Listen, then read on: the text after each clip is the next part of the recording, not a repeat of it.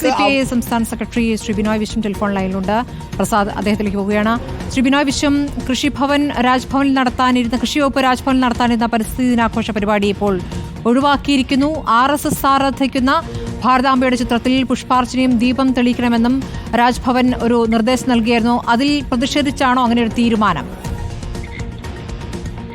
ഞാൻ തുടക്കത്തിലേ പറയട്ടെ, ഞങ്ങൾ ഒരു കാരണവശാലും ബഹുമാനപ്പെട്ട ഗവർണറുമായിട്ട് ഒരു വലിയ തർക്കത്തിനോ ചർച്ചയ്ക്കോ ആഗ്രഹിക്കുന്നില്ല.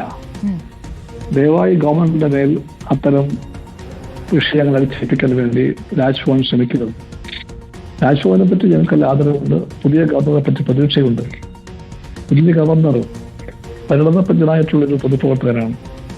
അദ്ദേഹത്തിന് രാഷ്ട്രീയ അഭിപ്രായമുണ്ട്. അദ്ദേഹം BJP നേതാവായിരുന്നു.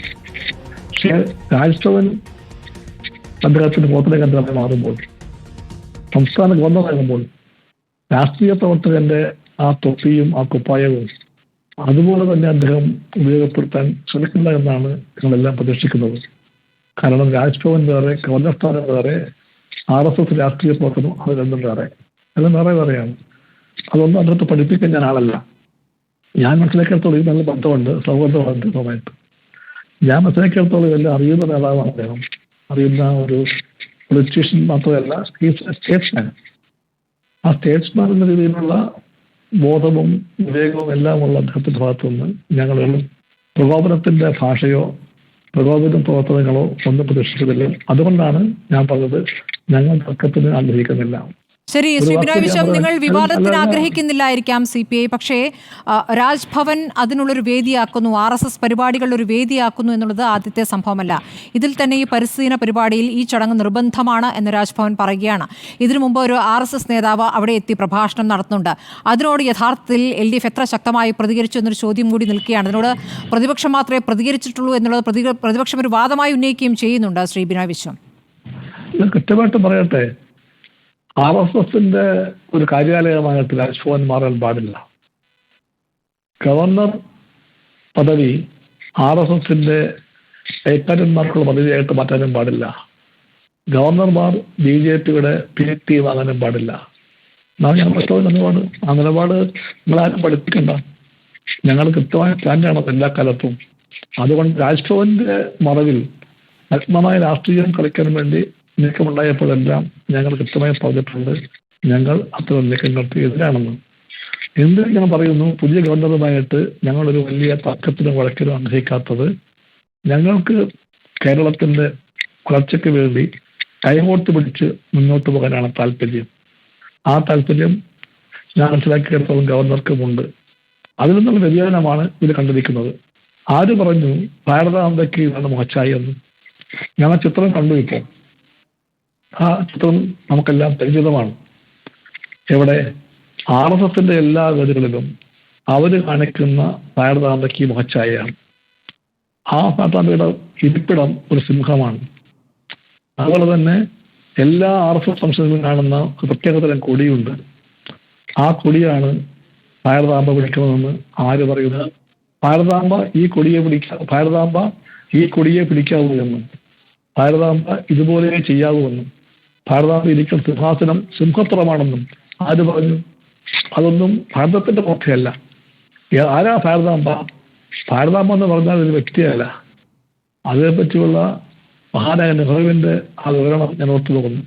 നെഹ്റു പറഞ്ഞു, ഭാരതാംബ എന്ന് പറഞ്ഞാൽ ഈ മഹത്തായ നാട്ടിലെ ഓരോ പുഴകളും ഓരോ പുൽമേടുകളും ഓരോ കാടുകളും ഓരോ കടലുകളും എല്ലാം കൂടെ ചേർന്ന് ഒന്നാണ് ഭാരതാംബ എന്നാണ് അദ്ദേഹം പറഞ്ഞത്. അതാണ് ഭാരതാംബ.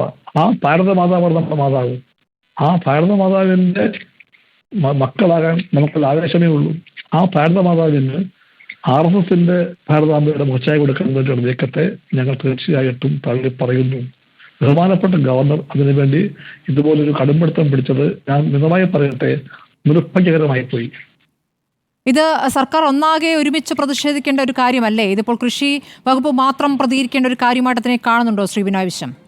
ഞാൻ ഇപ്പോൾ സംസാരിക്കുന്നത് കമ്മ്യൂണിസ്റ്റ് പാർട്ടിക്ക് വേണ്ടിയാണ്. LDF രാഷ്ട്രീയത്തിന്റെ കൂടി സ്വാധീനമുള്ള ഒരു ഭരണമാണ് ഇവിടെ ഉള്ളത്.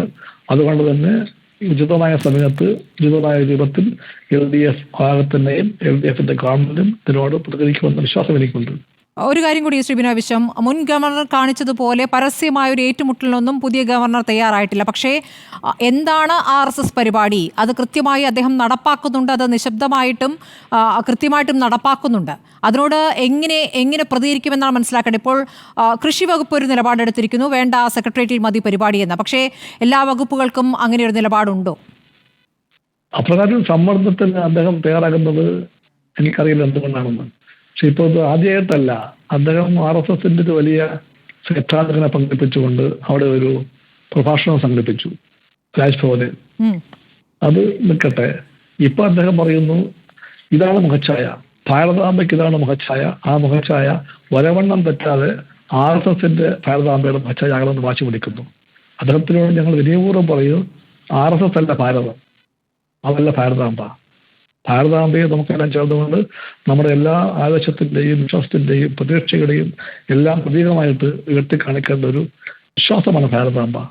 ആ ഭാരതാംബയ്ക്ക് ഏതെങ്കിലും രാഷ്ട്രീയ പ്രസ്ഥാനം, RSSോ BJPയോ കമ്മ്യൂണിസ്റ്റുകാരോ ആരും ആകട്ടെ, ആരും കൽപ്പിക്കുന്ന ഒരു പ്രത്യേക മുഖച്ഛായ അല്ല ഭാരതാംബയ്ക്ക് വേണ്ടത് എന്ന് കൃത്യമായി പറയാൻ ഞങ്ങൾ ആഗ്രഹിക്കുന്നു.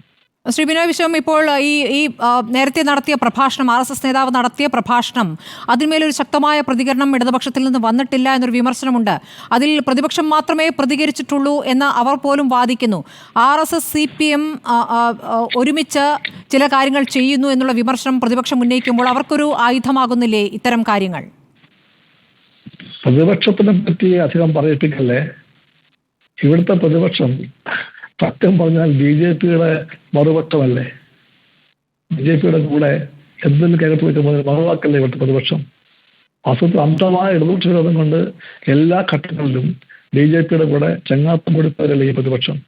അതുകൊണ്ട് ഈ പ്രതിപക്ഷം നാലുകൊണ്ടെന്ന് പറഞ്ഞാലും അവരുടെ മനസ്സിലുള്ളത് വളരെ വളരെ വിധേയത്വം നിറഞ്ഞ RSS BJP പറ്റിയെന്ന് എല്ലാവർക്കും അറിയാം. അതുകൊണ്ട് അവരുടെ ഓരോ രാഷ്ട്രീയ വാദങ്ങൾക്ക് ഉത്തരം പറയാൻ ഞാനിപ്പോഴില്ല. ഞങ്ങൾ വ്യക്തമാക്കുന്നു, ഞങ്ങൾക്ക് രാഷ്ട്രീയമായിട്ടുള്ള ഒരു പ്രകടനഗതിയാക്കി RSSന്റെ ആശയങ്ങളുടെ പ്രചാരവേദിയാക്കി രാജ്ഭവനെ മാറ്റാൻ വേണ്ട നീക്കമുണ്ടായാൽ ഞങ്ങൾ തന്നെ ഒരിക്കലും യോജിക്കുന്നില്ല എന്ന് പറയും. യോജിക്കുന്നില്ല. ഞങ്ങൾ ഗവർണറെ എന്നുള്ള പറയട്ടെ, ഞങ്ങൾ ഗവർണറെ രാഷ്ട്രീയ ചട്ടുകമാക്കി മാറ്റുന്ന നീക്കത്തിനെതിരാണ്. ഞങ്ങൾ രാജ്ഭവൻ BJPയുടെ ക്യാമ്പ് ഓഫീസാക്കുന്ന നീക്കത്തിനെതിരാണ്. ഞങ്ങൾ ഗവർണർ പദവിയെ BJPയുടെ ഒരു ഉപകരണമാക്കി മാറ്റുന്ന എല്ലാ നീക്കത്തിന്റെയും എതിരാണ്.